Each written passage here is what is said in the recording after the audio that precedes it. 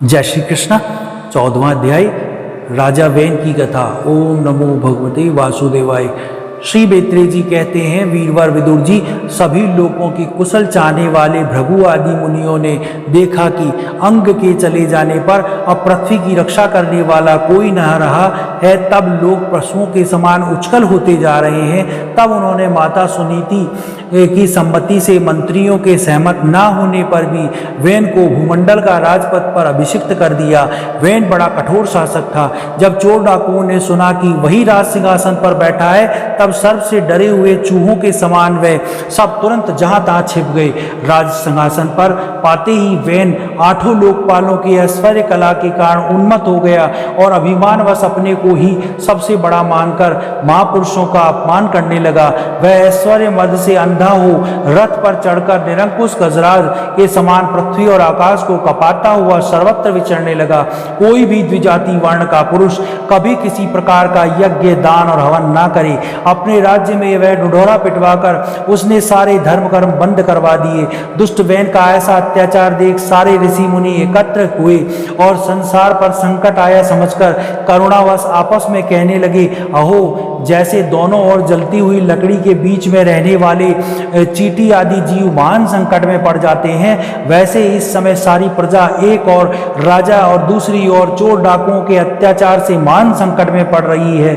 हमने अराजकता के भय से ही अयोग्य होने पर भी वेन को राजा बनाया था, किंतु अब उससे भी प्रजा को भय हो गया है। ऐसी अवस्था में प्रजा को किस प्रकार सुख शांति मिल सकती है? सुनीता को कोख से उत्पन्न हुआ यह वेन स्वभाव से ही दुष्ट है, परंतु सांप को दूध पिलाने के समान इसको पालने वाले के लिए भी अनर्थ का कारण हो सकता है। हमने इसे प्रजा का रक्षा करने के लिए नियुक्त किया था, वह आज उसी को नष्ट करने के लिए तुला है। इतना सब होने पर भी हमें इसे समझाना अवश्य चाहिए। ऐसा करने से इसके किए हुए पाप हमें स्पर्श नहीं करेंगे। हमने जानबूझकर दुराचारी वेन को राजा बनाया है, किंतु यदि समझाने पर भी यह हमारी बात नहीं मानेगा तो लोक के धिक्कार से दग्ध हुए इस दुष्ट को हम अपने तेज से भस्म कर देंगे। ऐसा विचार करके मुनि लोग वेन के पास गए और अपने क्रोध को छिपाकर उसने प्रिय वचनों से समझाने लगे।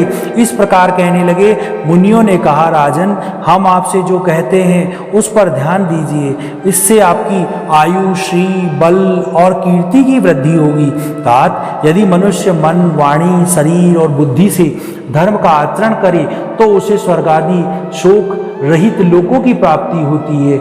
यदि उसका निष्काम भाव हो तथा वही धर्म उसे अनंत मोक्ष पद को पहुंचा देता है। इसलिए वीरवर, प्रजा का कल्याण रूप वह धर्म आपके कारण नष्ट नहीं होना चाहिए।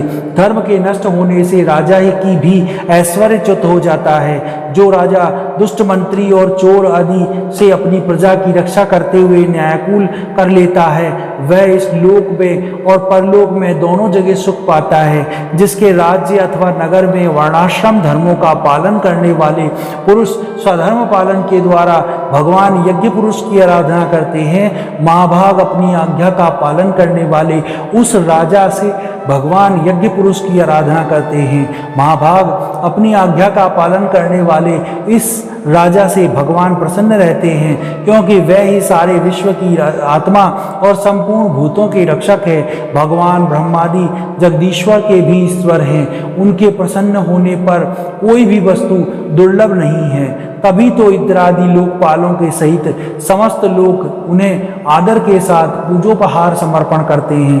राजन, भगवान श्री हरि समस्त लोकपाल और यज्ञों के नियंता है।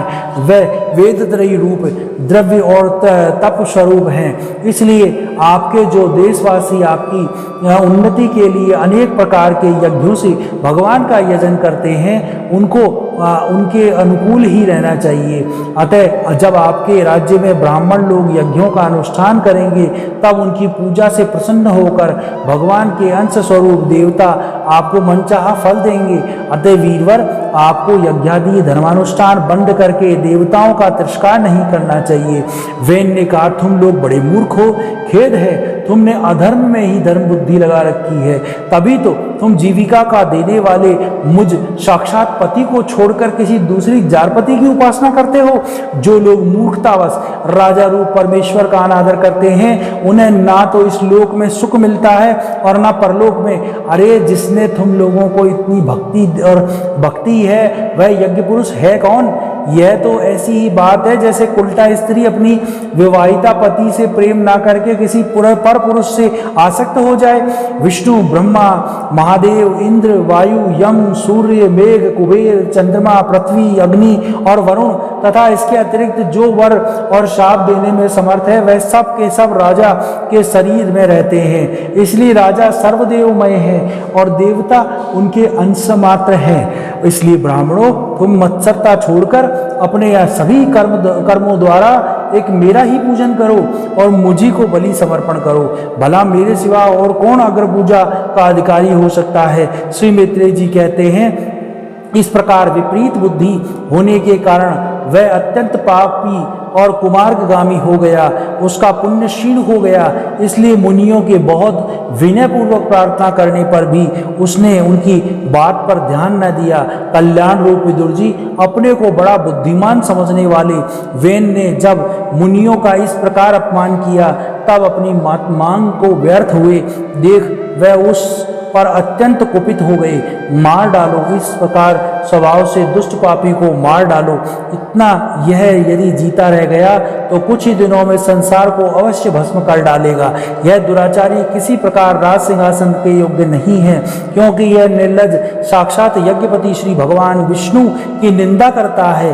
अहो, जिसकी कृपा से इसे ऐसा ऐश्वर्य मिला है, उन श्री हरि की निंदा अभागे वेन को छोड़कर और कौन कर सकता है? इस प्रकार अपने छिपे हुए क्रोध को प्रकट कर उन्होंने उसे मारने का निश्चय कर लिया, और वह तो भगवान की निंदा करने के कारण पहले ही मर चुका था। इसलिए केवल हुंकार से ही उन्होंने उसका काम तमाम कर दिया। जब मुनिगण अपने अपने आश्रमों को चले गए, तब इधर उधर वेन की माँ शोकाकुल माता सुनीता मंत्रादि के बल से तथा अन्य युक्तियों से अपने पुत्र के शव की रक्षा करने लगी। एक दिन वह मुनिगण सरस्वती के पवित्र तट पर स्नान कर अग्निहोत्र से निवृत्त हो नदी के तीर पर बैठे हरि चर्चा कर रहे थे। उन दिनों लोगों के में आतंक फैलाने वाले बहुत से उपद्रव होते देखकर वे आपस में कहने लगे, आजकल पृथ्वी का कोई रक्षक नहीं है, इसलिए चोर डाकुओं के कारण कुछ उसका अमंगल सा हो तो नहीं होने वाला है। ऋषि लोग ऐसा विचार ही कर रहे थे कि उन्होंने सब दिशाओं में धावा करने वाले चोरों और डाकुओं के कारण उठी हुई बड़ी भारी धूल देखी। देखते ही वे समझ गए कि राजा वेन के मर जाने के कारण देश में अराजकता फैल गई है, राज्य शक्तिहीन हो गया है और चोर डाकू बढ़ गए हैं। यह सारा उपद्रव लोगों का धन लूटने वाले तथा एक दूसरों के खून के प्यासे लुटेरों का ही है। अपने तेज से तथा तपोबल से लोगों की ऐसी कुप्रवृत्ति को रोकने में समर्थ होने पर भी ऐसा करने में हिंसादि दोष देखकर उन्होंने इसका कोई निवारण नहीं किया। फिर सोचा कि ब्राह्मण यदि समदर्शी और शांत स्वभाव भी हो तो भी दोनों की उपेक्षा करके उसका तप उसी प्रकार नष्ट हो जाता है जैसे फूटे हुए घड़े में जल बह जाता है। फिर राजश्री अंग के वंश भी नष्ट नहीं होना चाहिए, क्योंकि इससे अनेक अमोघ शक्ति तथा भगवत परायण राजा हो चुके हैं। ऐसा निश्चय कर उन्होंने व्रत राजा की जांग को बड़े जोर से मथा। उससे एक बौना पुरुष उत्पन्न हुआ। वह कोए के समान काला था। उससे सभी अंग खासकर भुजाएं बड़ी छोटी थी, जबड़े बहुत बड़े, टांगे छोटी, नाक चपटी, नेत्र लाल, केश तांबे के से रंग के थे। उसने बड़ी दीनता और नम्र स्वभाव से पूछा, मैं क्या करूं? तब ऋषियों ने कहा, निषिद्ध यानी बैठ जा। इसी से वह निषाद के रूप में कहलाए। इसने उनसे जन्म लेते ही राजा वेन के भयंकर पापों को अपने ऊपर ले लिया। इसलिए उसके वंशधर निषाद भी हिंसा, लूटपाट आदि पाप कर्मों में रत रहते हैं। अतः वह गांव और नगर में न टिककर वन और पर्वतों में ही निवास करते हैं। 14वां अध्याय समाप्त। ओम नमो भगवते वासुदेवाय।